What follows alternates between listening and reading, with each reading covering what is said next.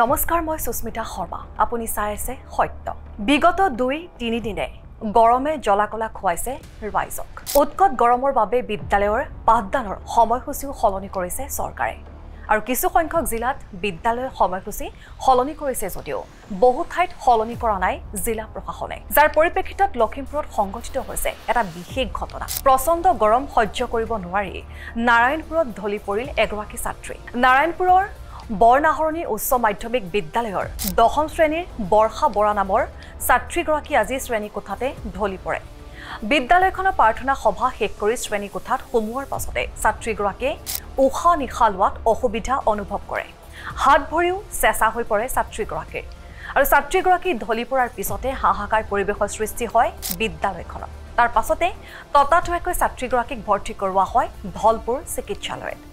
বিদ্যুতৰ অসুবিধাৰ বাবেও ছাত্ৰ-ছাত্ৰীসকলে ব্যাপক অসুবিধাৰ সন্মুখীন হৈছে বুলি উল্লেখ কৰিছে শিক্ষকসকলে স্কুলত প্ৰাৰ্থনা সভাৰ পাছতে ছাত্ৰ-ছাত্ৰীসকল যেতিয়া ক্লাছৰুমৰ ভিতৰলৈ প্ৰৱেশ কৰিছে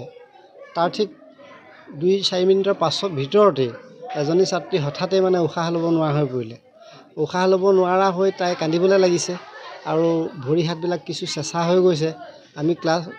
বাদ দি তাইক শুশ্ৰূষা কৰিবলৈ লাগিলোঁ আৰু তাৰ পৰৱৰ্তীতে আমি দেখিছোঁ যে তাই কোনো প্ৰকাৰে উশাহটো ঘূৰাব পৰা নাই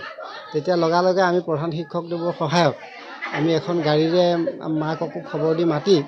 হস্পিটেললৈ আমি পঠিয়াই দিছোঁ আৰু এনেকুৱা ধৰণৰ আৰু সমস্যা যে আৰু নাহিব তাক আমি নুই কৰিব নোৱাৰোঁ কিন্তু নিশ্চয় তেনেকুৱা আৰু ৰিপিট হ'ব পাৰে তেনেকুৱা ছাত্ৰ-ছাত্ৰী অত্যাধিক গৰমৰ কাৰণে হৈছে ইয়াতে এতিয়া 42 পৰ্যন্ত হ'বলৈ গৈ আছে গতিকে ইমানখিনি সহ্য কৰাটো আমাৰ মানুহৰ ক্ষমতা নাই আৰু ছাত্ৰ-ছাত্ৰীসকলৰ বিশেষকৈ পোছাকবিলাক উপযুক্ত হয়তো নহয় সেইটো কাৰণেও তেওঁলোকে হয়তো বেছি কষ্ট অনুভৱ কৰিছে প্ৰচণ্ড গৰমৰ বাবে নাৰায়ণপুৰতো বিদ্যালয়ৰ সময়সূচী সলনি কৰিবলৈ আহ্বান জনাইছে শিক্ষক সমাজে আৰু পুৱাৰে পৰা পাঠদান হ'লে ছাত্ৰ-ছাত্ৰীসকল উপকৃত হ'ব বুলি দাবী কৰিছে শিক্ষকসকলে গতিকে আমি চৰকাৰক আহ্বান জনাইছোঁ অতি সোনকালে ৰাতিপুৱা স্কুল কৰিলে আমাৰ ছাত্ৰ-ছাত্ৰীসকলে যথেষ্ট উপকৃত হ'ব বিশেষভাৱে পৰীক্ষা পালেহি আমাৰ কোৰ্চবিলাক আধাখুনীয়া কিছুমান হৈ আছে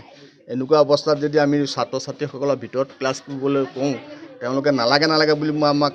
প্ৰত্যাহ্বানে জনাবলৈ বিচাৰিছে গতিকে আমি চৰকাৰক আহ্বান জনাইছোঁ অতি সোনকালে আমাৰ ডিষ্ট্ৰিক্টত জিলা প্ৰশাসনৰ বিষয়াই ৰাতিপুৱা 7 বজা বা 7:30 বজাত স্কুলখন যদি পাতি দিয়ে তেতিয়া আমাৰ পৰীক্ষাখিনিও সুকলমে কৰি নিব পাৰিম আৰু আমাৰ কোৰ্চবিলাকো সম্পূৰ্ণভাৱে হ'ব আপোনালোকৰ যদি কিবা মতামত থাকে তেনেহ'লে আমাক কমেণ্ট বক্সত জনাব পাৰিব আৰু সত্য চাই থকাৰ বাবে আপোনাক ধন্যবাদ।